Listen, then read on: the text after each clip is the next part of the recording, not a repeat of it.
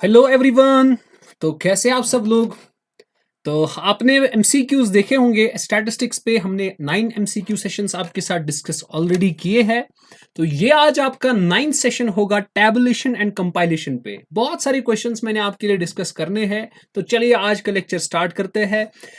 Dash of the data refers to the arrangement of figures, ठीक है, in such a form that comparison of the mass of similar data may be facilitated।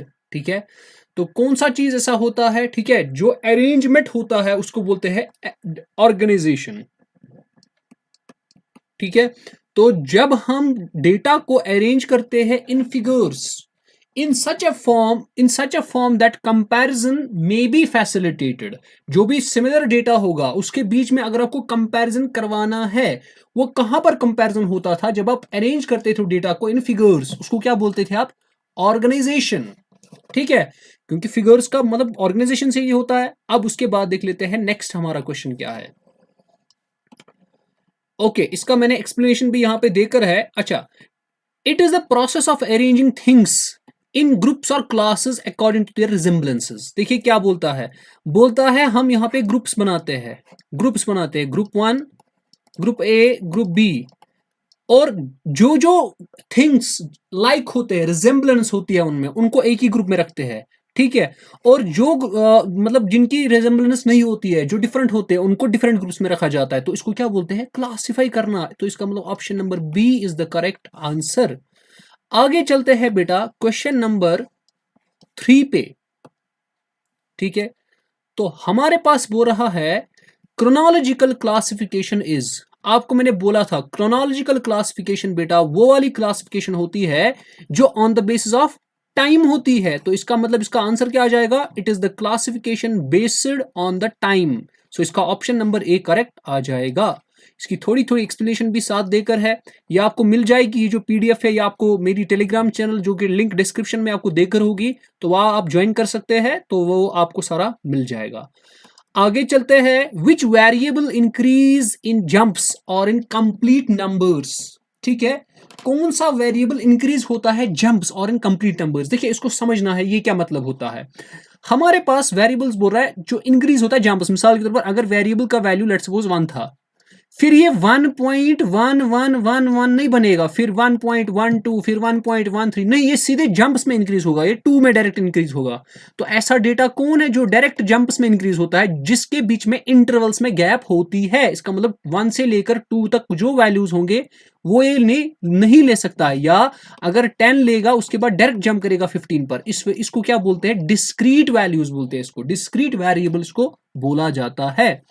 आगे चलते हैं, class limit किसको बोला जाता है। मैंने आपको बोला क्लास लिमिट जो होता है वो आपके एक्सट्रीम्स होते हैं। जैसे मिसाल के तौर पर अगर हमारे पास ये क्लास है, लेट्स सपोज ये 15 to 20 है, जो इसके एक्सट्रीमिस्ट्स है, ये एक्सट्रीम वैल्यूज है 15 और 20, यही इसका क्लास लिमिट बन जाएगा। अब देखेंगे, ए range of value which incorporates A set of items, नहीं। डिफरेंस बिटवीन अपर और लोअर लिमिट्स, ये भी नहीं आएगा। डिफरेंस बिटवीन को कुछ और होता है, उसको बोलते हैं width of the class interval. अच्छा, क्या एक्सट्रीम वैल्यूज आ जाएगा, हाँ क्लास, इसका यही आंसर आ जाएगा। आगे चलते हैं क्वेश्चन नंबर 6 पे। Series of statistical data with one variable, मैंने आपको बोला है वो सीरीज जिसमें खाली एक ही वेरिएबल होता है, ये पढ़ा है हमने, उसको बोलते हैं इंडिविजुअल सीरीज। उसको क्या बोला जाता है, उसको बोला जाता है इंडिविजुअल सीरीज, जिसमें खाली एक ही तरह का आइटम, ठीक है, एक ही वेरिएबल होता है, एक ही तरह का आइटम होता है। अब उसके बाद नेक्स्ट क्वेश्चन है, the number of times an item occur in the series is known as, उसको बोला क्या जाता है, फ्रीक्वेंसी। अब इसके ऑप्शंस तो भी चेक कर लेते हैं। तो इसके ऑप्शंस जो मैंने दिए हैं यहां पे आप देख सकते हैं, इसको चेक करते हैं ऑप्शंस क्या क्या है। तो ऑप्शन नंबर ए आपको दिख रहा होगा यहाँ पे स्क्रीन पे, आपके पास फ्रीक्वेंसी आ रहा है, वेरिएबल आ रहा है, क्लास आ रहा है, सीरीज। तो मैंने आपको ऑलरेडी बता दिया, इसका आंसर क्या आ जाएगा, फ्रीक्वेंसी। आगे चलते हैं हम क्वेश्चन नंबर 8 पे। A range of values which incorporates a set of items is called, देखो बोलता है अब रेंज ऑफ वैल्यूज होंगे। मिसाल आपके पास रेंज है 15 टू 20, मिसाल कोई रेंज है 20 टू 25, ठीक है। तो ये जो रेंज ऑफ वैल्यूज है 15 से लेकर 20 तक, इसको क्या बोला जाता है? क्या इसको बोला जाता है magnitude of A class interval? नहीं जी, इसको ये नहीं बोला जाएगा। क्या इसको क्लास लिमिट बोला जाएगा? नहीं, क्लास लिमिट तो होगा 15 और 20। इससे पहले भी हमने देखा क्लास लिमिट जो होगा वो होगा ये एक्सट्रीम जो इसके वैल्यूज है। फिर इसका मतलब क्लास होगा, हाँ क्लास ही इसको बोलते हैं। इसको मैंने बोला था, इसको क्या बोलते हैं? क्लास। अब पढ़ सकते हैं, the range of the values of a given class is called class interval, ठीक है। The boundaries of a class, जो इस इंटरवल के बाउंड्रीज होते हैं उसको बोलते हैं क्लास लिमिट्स, और जो इसका मिडल होता है उसको बोलते हैं क्लास मार्क। ये आपको पता है, ये इसको शॉर्ट में बोलते हैं क्लास। आगे चलते हैं हम क्वेश्चन नंबर 9 पे, the difference between upper limit and lower limit. देखिए मैंने आपको बोला था अपर लिमिट और लोअर लिमिट जो होता है, देखिए ये दो चीजें थी, याद रखना है। Upper limit minus lower limit जो होता है ये होता है बराबर क्लास इंटरवल के। और दूसरा चीज मैंने बोला था विड्थ ऑफ क्लास इंटरवल, वो भी ध्यान में रख लो। विड्थ ऑफ क्लास इंटरवल बेटा किसके बराबर होता है? वो होता है upper class boundary minus lower class boundary. Confuse नहीं होना है। यहाँ पे विड्थ बोलोगे सर यहाँ पे देकर ही नहीं, विड्थ विड्थ बेटा upper limit minus lower limit नहीं होता है। विड्थ होता है upper class boundary minus lower class boundary. अब यहां पर देख लो, तो इसका मतलब ऑप्शन क्या आ जाएगा? ऑप्शन नंबर ए आ जाएगा। आगे चलते हैं क्वेश्चन नंबर 10 पे, the average value of the upper and lower limits. जो अपर लिमिट और लोअर लिमिट होता है उसका जो बीच वाला वैल्यू होता है, एवरेज वैल्यू तो बीच वाला होगा, उसको क्या बोलते हैं? Mid value. इसका मतलब option number B is the correct answer. Clear है? उसके बाद चलते हैं एन ओपोनेंट क्लास, बोलता है एक ओपोनेंट क्लास है। अब मैंने आपको बताया है ओपोनेंट क्लास वो क्लास होता है जिसमें या तो लोअर लिमिट नहीं होगा या तो हायर लिमिट नहीं होगा। तो इसका मतलब है ना, मैंने आपको बोला था लोअर लिमिट ओपोनेंट क्लास कुछ इस तरह होता है। मिसाल कभी कभार होगा अबो 500, अब 500 से कहां तक है पता नहीं है। कभी कभार होगा let's suppose less than 180, let's suppose class आपका होगा लेस देन 180। अब 180 तो इसका मतलब अपर लिमिट होगा, लेकिन लोअर लिमिट कहां तक है? लेस 180 से लेस कहां तक जाना है वो देकर इनको बोलते हैं open and classes. Opponent classes में कभी कभार या तो आपके पास लोअर लिमिट मिस होगा या तो अपर लिमिट होगा, मगर दोनों तो मिस नहीं होंगे ना एक साथ। या तो इसका मतलब इसका ऑप्शन नंबर बी आएगा, या तो कभी कभार लोअर लिमिट मिस होगा या तो हायर लिमिट मिस होगा। आगे चलते हैं हम क्वेश्चन नंबर 12 पे। ये देखिए आपके स्क्रीन पे क्वेश्चन नंबर 12 नजर आ रहा होगा। देख लेते हैं क्वेश्चन नंबर 12 भी बहुत ही आसान है। इंक्लूसिव सीरीज क्या करता है? इंक्लूसिव सीरीज जो होती है which includes items up to its upper limit, ठीक है। विच इंक्लूड्स, ये बोलता है इंक्लूसिव सीरीज एक ऐसी सीरीज होती है जो इंक्लूड करता है आइटम्स को। जैसे हम बोलेंगे लेट्स सपोज 20 टू 25, ठीक है, 26 टू 30, ये इसको बोलते हैं इंक्लूसिव, यानी दोनों को इंक्लूड करता है। दैट मीन्स अपर लिमिट को भी इंक्लूड करता है, ठीक है। इसका मतलब यहां पे इसने कुछ ऑप्शंस में थोड़ा गड़बड़ कर दिया है। देखिए इसको असल में ऑप्शंस में चेंज करता हूं, which includes items up to its upper limit. थोड़ा यहाँ पे एक थोड़ा क्वेश्चन गलत हो गया है इसको, ठीक है, ये क्वेश्चन छोड़ लेते हैं, आगे चलते हैं। The series in which lower limit class of the class interval or the upper limit of the last class interval is missing। अभी मैंने आपको बोला वो सीरीज जिसमें किसी क्लास में या तो लोअर लिमिट मिस होगा और अपर लिमिट भी लास्ट इंटरवल में मिस होगा, उसको बोलते हैं ओपोनेंट सीरीज। अभी पढ़ा था ओपोनेंट क्लास। जिस सीरीज में ओपोनेंट क्लासेस एग्जिस्ट करते होंगे, जिस सीरीज में ओपन एंड क्लासेस एग्जिस्ट करते होंगे, उस सीरीज को बोला जाता है ओपन एंड सीरीज। सिंपल है। Which number of tally bar will cross out all the previous tallies. देखो देखो जब हम टैली डालते हैं ना 1 2 3 4, अब कौन सा वाला आपका है जो क्रॉस मारेगा? क्रॉस पांचवा मारता है, इसका मतलब 5th number is the correct answer, ठीक है। ये सीधी सी बात है। जब मैंने आपको पढ़ा है, जब टैली हम डालते हैं 4 के बाद क्रॉस डाला जाता है, वो जो क्रॉस वाला होता है वो पांचवा आपका होता है, इसका मतलब वो पांचवा नंबर होता है। चलिए आगे क्वेश्चन नंबर इसके बाद जो है बेटा हमारे पास क्वेश्चन नंबर 15 है। क्या बोल रहा है question number 15? A characteristic of interest for the elements is. आपको बताना है जो आपका इंटरेस्ट होगा किसी भी चीज के बारे में, आपको कोई पढ़ना है, आप किसके बारे में इंटरेस्ट रखते हो, ठीक है, तो वो आपका वेरिएबल होता है। ठीक है, आप किसके बारे में इंटरेस्टेड होते हो, in knowing variable. Clear? A characteristic of interest for the elements is a variable. आगे चलते हैं हम, नेक्स्ट हमारा जो है question number 16। A range of values which incorporates a set of items is called। ठीक है, आप उसको क्या बोलते हैं? A range of values, उसको क्या बोला जाता है? क्लास इंटरवल बोला जाता है उसको। ये मैंने अभी भी पढ़ाया कि अगर आपके पास लेट्स सपोज ये रेंज है 20 to 30, मैं आपको लेने हैं इस सारे आइटम्स, तो इसका मतलब इसको बोलते हैं ना क्लास इंटरवल।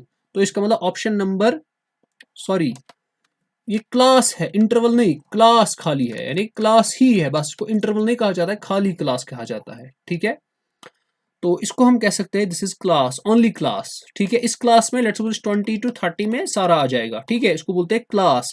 ठीक है, ऑप्शन नंबर 20 का करेक्ट आंसर आ जाएगा। आगे चलते हैं हम नेक्स्ट क्वेश्चन पे, हमारा डिफरेंस बिटवीन अपर लिमिट और लोअर लिमिट। अभी मैंने आपको बोला उसको क्या बोलते हैं? Class interval. देखिए इसीलिए मैंने बोला क्लास इंटरवल जो है और क्लास, इसमें डिफरेंस है। क्लास इंटरवल होता है upper limit minus lower limit, लेकिन क्लास होता है वो क्लास, जैसे आपने यहाँ पे 20 to 30 लिया तो ये क्लास रिप्रेजेंट करता है। अब अगर आप यहाँ पे निकालोगे क्लास इंटरवल, वो क्या आ जाएगा? वो आ जाएगा आपके पास 30 माइनस 20, वो बनेगा 10। इसका मतलब अपर लिमिट को अगर लोअर लिमिट माइनस करेंगे वो क्या बनेगा? क्लास इंटरवल बनेगा। आगे चलते हैं हम, क्वेश्चन नंबर 18 पे आ जाते हैं बेटा। सो 18 क्या बोलता है आपके पास, ये देख लीजिए 18 क्या है।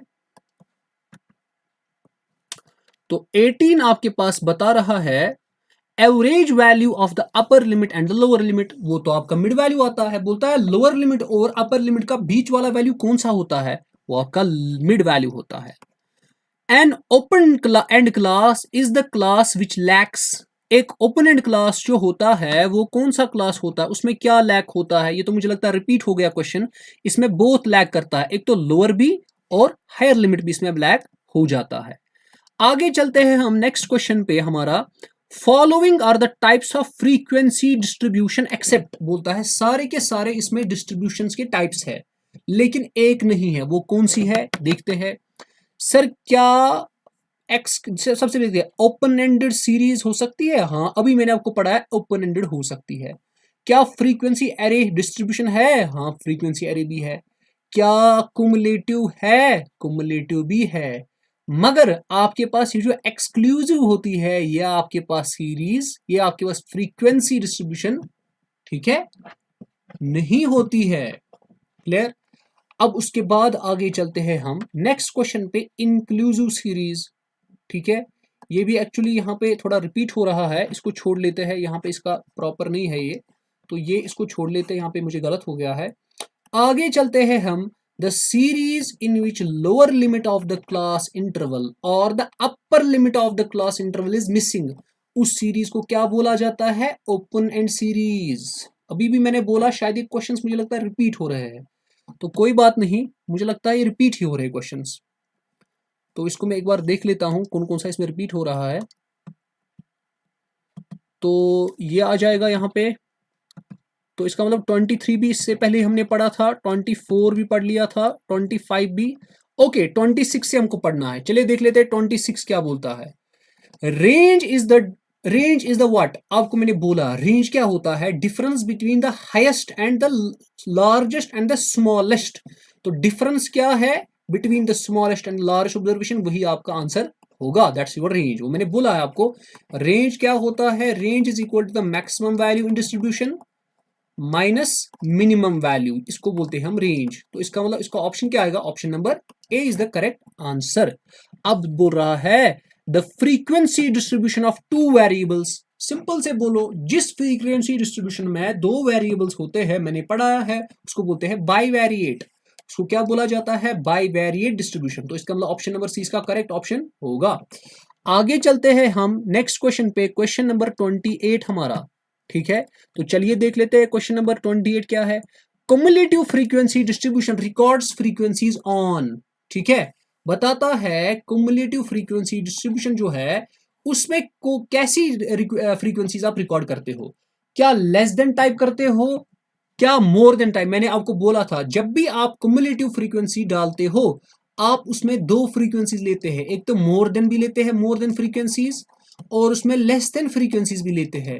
इसका मतलब इसको बोथ आ जाएगा, बोथ यानी मतलब लेस देन और मोर भी, ठीक है।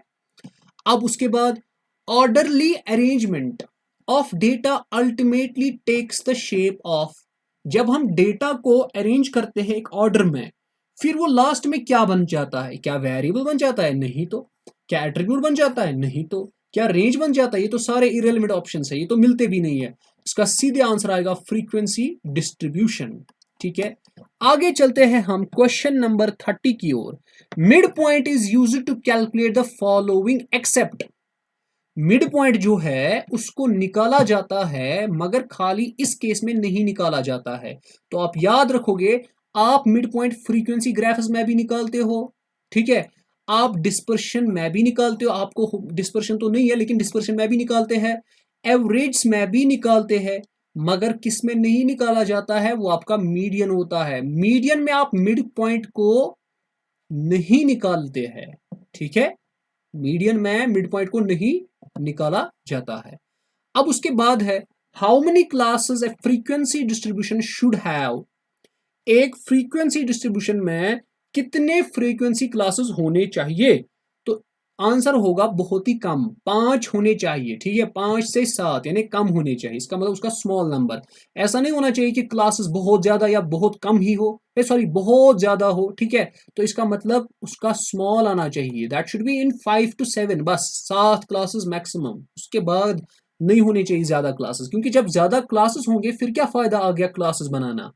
क्लासेस का मेन मोटिव यही है कि आपका जो डेटा है वो इजी बने टू स्टडी, अगर आप डेटा को पढ़ना चाहते हो वो इजी बने। जब आपके पास क्लासेस ज्यादा हो जाएंगे तो फिर तो वो बड़ा हमारे पास डेटा, जैसे मिसाल के तौर पर मैं आप क्लासेस बनाऊंगा, लेट्स सपोज 100 क्लासेस बनाएंगे, दिस इज क्लास मिसाल 10 to 100, फिर बनाएंगे 100 टू लेट्स सपोज 1000, कितना भी, फिर 1000 से 10,000, 10,000 से 20,000, इसी तरह मैं बनाऊंगा लाख तक, कितने क्लासेस बन जाएंगी? बहुत। इस चीज को तो ये तो डिफिकल्ट बनेगा, इससे तो रिट्रीव इंफॉर्मेशन हो जाएगी बहुत ही मुश्किल। तो इसलिए हम यहाँ पे ऐसा नहीं करते, हम स्मॉल नंबर में ही क्लासेस को रखा जाता है। आगे चलते हैं 32, arrangement of data according to some logical order. मैंने आपको बोला है जब भी आप अरेंज करते हो डेटा को, उसको अगर आप लॉजिकल ऑर्डर से करते हो उसको क्या बोलेंगे? क्या कलेक्शन सीरीज बोलेंगे? नहीं, कलेक्शन सीरीज वो वाली सीरीज होती है जब आप डेटा को कलेक्ट करते हो उसको ऐसे इलॉजिकल ऑर्डर में रख दिया, किसी भी ऑर्डर में रख दिया, तो उसको बोलते हैं कलेक्शन सीरीज। तो जाहिर सी बात है ये तो नहीं होगा। सैंपल सीरीज नहीं, सैंपल सीरीज भी ये नहीं होती है। सैंपल सीरीज क्या होती है? आपके पास अगर डेटा 100 वैल्यूज है मिसाल डेटा के, आप सैंपल सीरीज में क्या करते हो काम, इसके लेट्स सपोज 5 ही वैल्यूज लोगे। जैसे ना ब्लड सैंपल लेते हैं, अगर हमारे पास ब्लड लेट्स सपोज 12 पॉइंट्स है, 15 पॉइंट्स है, जो वो होता है वो हमारे आधे का आधा पॉइंट भी नहीं लेता है, वो उसका उसको बोलते हैं सैंपल लेना। इसी तरह अगर आप किसी बड़े डेटा का 5-6 वैल्यूज लोगे उसको बोलते हैं सैंपल, जो फिर उससे वो सीरीज बनेगी उसको बोलते हैं सैंपल सीरीज। क्या उसको वो बोलेंगे? नहीं। स्टैटिस्टिकल सीरीज, हाँ उसको स्टैटिस्टिकल सीरीज ही कहा जाता है। अब इसके बाद एक और क्वेश्चन है, the purpose of the classification is, ठीक है, क्या है पर्पज इस क्लासिफिकेशन का? Present the data in simple form, हाँ सर वो तो है इसका, ये तो ये भी है। मेक डेटा कंपेरेबल एंड एस्टिमेटिव, हाँ ये भी तो है। मेक डेटा मोर अट्रैक्टिव, हाँ सर ये भी तो है। तो इसका मतलब इसका ऑप्शन आएगा ऑल ऑफ द अबो। आगे चलते हैं क्वेश्चन नंबर 34 पे। A good classification should have, एक अच्छा क्लासिफिकेशन उसमें क्या होनी चाहिए? क्या इनलास्टिक होना चाहिए? नहीं, मैंने आपको पढ़ाया है अगर आप क्लासिफिकेशन कर रहे हो ना, your classification should be elastic, it should not be in elastic. दूसरा, क्या आपकी क्लासिफिकेशन में कॉम्प्लेक्सिटी होनी चाहिए? नहीं, बिल्कुल भी नहीं। क्या आपकी क्लासिफिकेशन में हेटेरोजेनिटी होनी चाहिए? नहीं, वहां पे तो होमोजेनिटी होनी चाहिए। हेटेरोजेनिटी से तो कंफ्यूजन हो सकता है। अब इसका मतलब फिर क्या होगा? इट शुड हैव कॉम्प्रहेंसिवनेस, ठीक है, इट शुड हैव, आपका डेटा कॉम्प्रहेंसिव होना चाहिए, ठीक है। क्लियर होना चाहिए, क्लियर कंप्लीट होना चाहिए, क्लियर कंप्रेहेंसिव किसको बोलते हैं, जो आपको क्लियर मीनिंगफुल इंफॉर्मेशन दे, जो इजीली पढ़ा जाए, ठीक है, जो कंप्लीट इंफॉर्मेशन दे, तो वही तो आपको गुड क्लासिफिकेशन का मतलब होता है। आगे चलते हैं क्वेश्चन नंबर 35 की ओर, और ये आपका लास्ट होगा क्वेश्चन टैबुलेशन एंड कंपैरिजन पे, लास्ट एमसीक्यू वीडियो। इसके बाद मेजर्स ऑफ सेंट्रल टेंडेंसी जो है उस पे आपके एमसीक्यूज आ जाएंगे। अब अंडर एक्सक्लूसिव मेथड, मैंने आपको बोला एक्सक्लूसिव मेथड में अपर क्लास लिमिट को एक्सक्लूड किया जाता है, तो कौन सा ऑप्शन आएगा, the upper limit of a class is included. नहीं सर, इंक्लूड नहीं किया जाता है, एक्सक्लूड किया जाता है, तो upper limit, upper class limit of a class is excluded, तो इसका मतलब option number B is the correct option. आगे चलते हैं हम क्वेश्चन नंबर 36 पे, the class mid point is equal to, मैंने आपको बोला है जो आपका मिड पॉइंट होता है that is average of upper class limit and lower class limit. Upper class limit और लोअर क्लास लिमिट को जब हम एवरेज निकालेंगे वो आपका मिड वैल्यू होता है, तो इसका मतलब इसका आ जाएगा आंसर ऑप्शन नंबर बी। तो भी इसके ऑप्शन सारे देख लेते हैं, ऑप्शन नंबर डी भी देख लेते हैं, तो इसका ऑप्शन नंबर बी आप देख सकते हैं, इसका ऑप्शन मैंने यहाँ पे लिखा है, वो ऑप्शन नंबर बी ही आ जाएगा, ठीक है। ओके, उसके बाद आपका है, तो ये आप देख सकते हैं। अच्छा, उसके बाद आपका 37th क्वेश्चन है, ठीक है। 37 क्या बोलता है, how individual series is different from discrete series. मैंने आपको बोला था इंडिविजुअल सीरीज बेटा वो सीरीज होती है जिसमें आपके पास एक वेरिएबल होता है, जिसमें आपके पास एक वेरिएबल होता है, मगर साथ में ये भी बोला था कि जो इंडिविजुअल सीरीज होती है ना, वहां पर आप क्या करते हो काम, वहां पर फ्रीक्वेंसीज नहीं होती है। इंडिविजुअल सीरीज ऐसी सीरीज होती है जहां पर आपका फ्रीक्वेंसी नहीं होती है, फ्रीक्वेंसीज नहीं होती है, आप समझ लीजिए कि वो अनग्रुप्ड डेटा होता है, वहां पर फ्रीक्वेंसीज नहीं लिखी जाती है। तो इसका मतलब हाउ दे डिफर, क्या values are given in the group, नहीं ये नहीं है। अच्छा, क्या there is no column for frequency, हाँ वहां पर कोई फ्रीक्वेंसी का कॉलम नहीं होता है, ठीक है। डिस्क्रीट सीरीज वो होती है जहां पे उसकी फ्रीक्वेंसीज लिखी जाती है, मगर इंडिविजुअल सीरीज, इसका मतलब इंडिविजुअल सीरीज आप कह सकते हो कि ये अनग्रुप्ड डेटा होता है। इसमें क्या हमारे पास होता है अनग्रुप्ड डेटा। मैंने आपको पढ़ाया है डेटा दो तरह के होते हैं, एक तो होता है ग्रुप्ड और दूसरा होता है अनग्रुप्ड। सर ग्रुप्ड और अनग्रुप्ड क्या होता है, ग्रुप्ड डेटा वो डेटा होता है, आप समझ लीजिए कि जिसकी फ्रीक्वेंसीज मेंशन होगी, और जिसकी फ्रीक्वेंसीज मेंशन नहीं होगी उसको बोलते हैं अनग्रुप्ड डेटा। आगे चलते हैं हमारे नेक्स्ट क्वेश्चन पे, क्या है हमारा क्वेश्चन, क्वेश्चन नंबर 38, थोड़ा ये ग्राफिकल क्वेश्चन है, इसको पढ़ लेते हैं। Name the type of classification used in the following graph, आपको बताना है इस ग्राफ में कौन सी ये है। देखिए सीधे से पता चल रहा है, यहाँ पे नंबर ऑफ फर्म्स है, यहाँ पे पंजाब हरियाणा यूपी, इसका मतलब ज्योग्राफिकल क्लासिफिकेशन है। This is the classification based on the geographical location. इसका मतलब कौन सा ऑप्शन आ जाएगा, अब ऑप्शंस देखेंगे, क्या क्वांटिटेटिव होगा, क्वालिटेटिव होगा, क्रोनोलॉजिकल होगा, स्पाशियल। सर इसमें तो कोई ऑप्शन ही नहीं है, आपने बोला ज्योग्राफिकल, बेटा जी ज्योग्राफिकल का ही दूसरा नाम स्पाशियल होता है, तो इसका मतलब इसका ऑप्शन आ जाएगा स्पाशियल क्लासिफिकेशन। आगे चलते हैं, हमारा आज का लास्ट वाला क्वेश्चन जो होगा उसको देख लेते हैं। तो यही हमारा लास्ट क्वेश्चन था, इट वाज 38 क्वेश्चन। हाँ, तो ये हमारा लास्ट क्वेश्चन था जो हमने देख लिया कि हमारे पास क्या थे, मतलब ये 38 क्वेश्चंस हमने सॉल्व कर दिए। तो अगले वीडियो में हम मिलेंगे, अब हम मेजर्स ऑफ सेंट्रल टेंडेंसी पे आपके सामने एमसीक्यूज लाने की कोशिश करेंगे। उम्मीद है आपने वीडियो को एंजॉय किया होगा, और अगर आपको वीडियो पसंद आ गया तो आप लाइक करना ना भूलें और शेयर करना भी ना भूलें, और चैनल को भी सब्सक्राइब कीजिए और बेल आइकन को भी क्लिक कीजिए ताकि आप तक सारी नोटिफिकेशंस टाइमली आप तक पहुंच जाए। तो चलिए मिलते हैं हम अगले लेक्चर में, तब तक के लिए अल्लाह हाफिज।